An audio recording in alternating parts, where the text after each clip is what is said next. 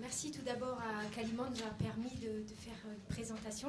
Je serai bref, il y aura 6 diapositives, donc je pense que comme ça sera à votre demande. On a essayé de faire bref. Nous sommes UMR CNRS GEPEA, donc comme Alain a présenté l'axe procédé, moi je compléterai par la partie produit. Et donc je vais vous présenter une approche intégrée de l'innovation au service de la performance sensorielle des aliments reformulés de demain. Donc en fait, quels sont les moyens donc, par rapport à ce qui vous a été présenté. Merci à Christian pour son introduction sur ce qu'étaient les stimuli sapides et volatiles et aromatiques. Et donc je vais vous montrer les moyens que nous avons à Oniris pour répondre à ces différentes problématiques. Donc comme il fallait vous choisir un exemple, finalement on reste bien dans la thématique, on est dans la thématique de la réduction en sel. Il existe différents volets possibles pour faire de la réduction de sel.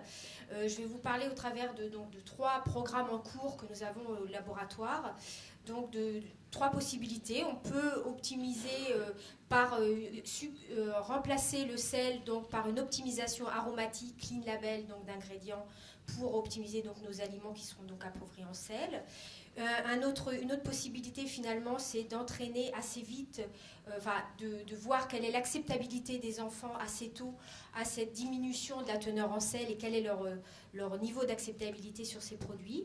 Et puis dans le cadre d'un 3e programme, je vous parlerai de la modulation de la perception salée par l'utilisation des contrastes sensoriels. Donc tout cela, en termes de moyens, ça fait appel donc, à de la chimie analytique, à de l'évaluation sensorielle ou à de la caractérisation instrumentale. Donc comme vous avez peut-être pu le voir au niveau de l'accueil, on a donc du coup on a mis une petite présentation où on a présenté notre simulateur de mastication, ce qu'on était capable de faire au travers de ces différents outils, et vous pourrez y retourner jusqu'à la fin de la journée. Donc du coup, alors pourquoi utiliser ces différents outils ? Donc c'est vrai qu'en termes de stimuli, ça peut être intéressant donc de les doser, de les identifier et de les quantifier.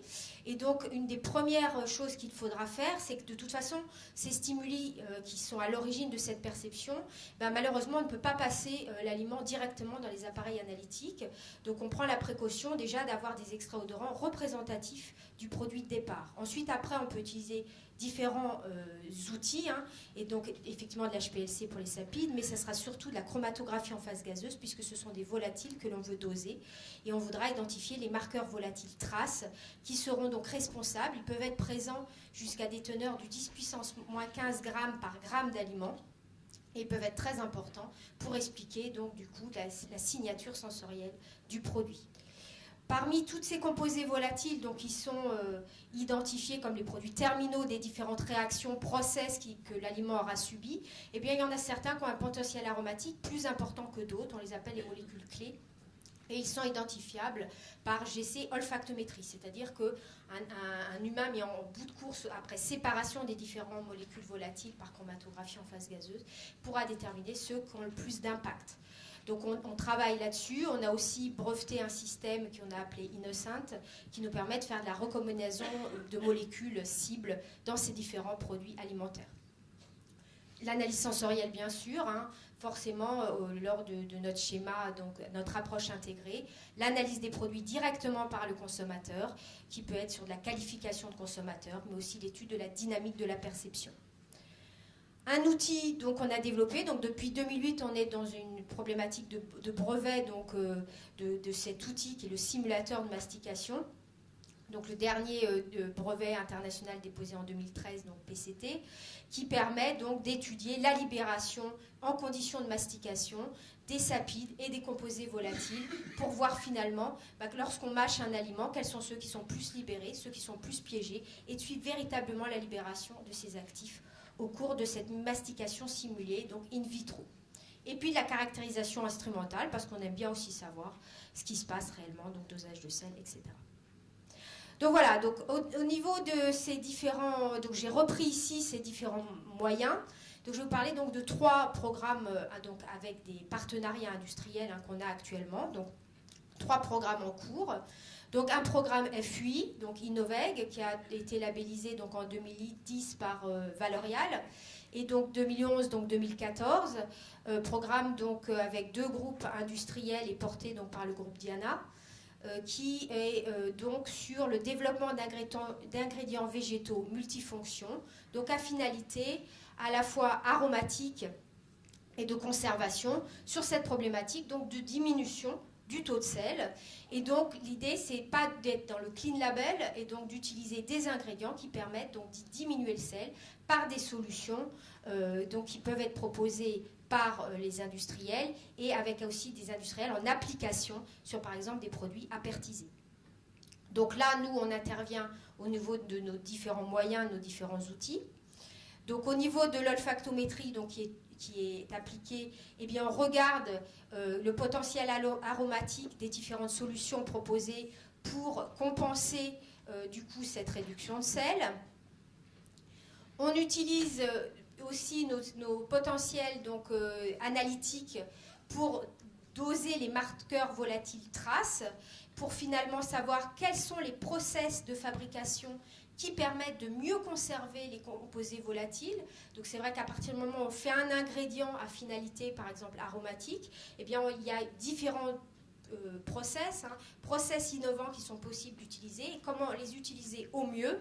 Eh bien en regardant finalement par des outils analytiques quelles sont ces différentes molécules volatiles qui sont conservées suivant leur classe chimique, leur point d'ébullition. Eh bien on peut avoir donc donner des indications en termes de process industriels pour les industriels partenaires. Donc ça, c'est ce premier projet. Donc oui, là, donc vous avez ici un exemple donc, de chromatogramme bidimensionnel qui permet d'éviter les coélutions puisqu'on peut avoir plusieurs milliers de molécules volatiles. Ça peut être intéressant donc, de différencier nos différentes molécules volatiles. Donc autre projet en cours, un projet donc 2011-2015, le programme Kidisalt, donc qui est sur des fonds régionaux avec 6 partenaires industriels, donc ils sont 6 partenaires, pardon. Donc c'est sur comment les enfants peuvent apprécier différents produits alimentaires lorsqu'on les met en conditions de consommation. Donc produits industriels Charal, Fleury-Michon et Tradéose. C'est fait donc en partenariat, donc c'est un programme monté par Oniris. Et donc qui implique à la fois nos compétences, mais à la fois l'unité de sensométrie, chimiométrie d'Oniris, qui traite donc les données de sensométrie, et le Largesia, qui du coup prend aussi les données consommateurs et intègre ces données consommateurs. Donc évaluation sensorielle, donc des tests bien sûr en laboratoire, mais on va jusqu'aux tests en cantine, donc sur directement donc, les enfants en conditions de consommation. Et toujours l'utilisation de la GCMS pour comprendre l'efficacité des solutions, soit produits, soit procédés, qui sont proposés par les 3 industriels partenaires. Dernier projet, donc le projet Pleasure, donc projet européen, avec 16 partenaires, 36 mois. Donc là, je vais essayer d'aller assez vite. Donc on utilise donc là le simulateur de mastication, donc appelé Amadeus, pour cette terminologie qui est marquée ici, qu'on peut appeler aujourd'hui donc le Maestro of Mastication, puisqu'il reprend l'ensemble des fonctionnalités attendues par la bouche humaine. Et on étudie les cinétiques de libération du sel et des arômes lors de la consommation du produit. On caractérise la teneur en sel de ce produit, puisqu'en fait, on va travailler là sur le contraste sensoriel. Donc vous avez ici donc un produit qui est la pizza, et la problématique c'est où est-ce qu'il est le plus intéressant de retrouver le sel, dans quel type d'ingrédient, est-ce que c'est dans la pâte, est-ce que c'est dans le fromage, est-ce que c'est dans le jambon, et c'est très, très connu cette idée et on va avoir une réponse différente en termes de perception, donc en termes de temps intensité, en termes de consommation, suivant où est placé le sel, est-ce qu'il est ou non encapsulé, et du coup quels sont les différents process suivis. Donc ça, c'est l'ensemble du programme Pleasure, donc coordonné effectivement par Alain Lebaille sur la balance procédée. Et nous, on apporte de nos compétences donc avec l'ensemble de ces différents outils. Donc vous pourrez venir voir plus les résultats en juin à La Rochelle. Donc moi, là, je vous ai parlé de ces différents outils pour la reformulation sans sel. Bien sûr, c'est applicable à différentes sortes de formulations innovantes. Diminution de teneur en matière grasse ou en sucre. On peut aussi utiliser ces outils lorsqu'on veut comprendre d'où vient un mauvais goût. On travaille aussi sur l'animal, qu'est-ce qui est responsable de l'appétence, puisque alors lui, de toute façon, l'animal, il ne parlera pas, il ne donnera pas la réponse sensorielle. Donc là, l'utilisation des outils est encore plus importante. Et on pourra donc permettre comme ça d'avoir la signature ou la typicité d'une reformulation. Donc voilà, donc je voudrais, nous représente donc au sein de MAPS une équipe d'une quinzaine de personnes. Là, j'ai rappelé ceux qui étaient impliqués plus particulièrement dans les trois programmes en cours que je vous ai cités, sachant qu'en cours, dans l'équipe, nous avons actuellement 10 programmes suivis avec une vingtaine de partenariats industriels. Donc, je voudrais surtout remercier donc, tous ceux qui nous soutiennent, bien sûr, au sein d'Oneris, les Pays de Loire, mais aussi dire que dans les programmes, parce que du coup je vais très vite, que dans le programme qui dit SALT, on a bénéficié donc du soutien de Valorial et du pôle de compétitivité Nova Child. Je remercie aussi le pôle Agronomique Ouest qui nous soutient dans le cadre de différents projets qu'on a en cours. Et voilà, je crois que j'ai fini. Et si vous voulez en savoir plus, vous avez mes coordonnées.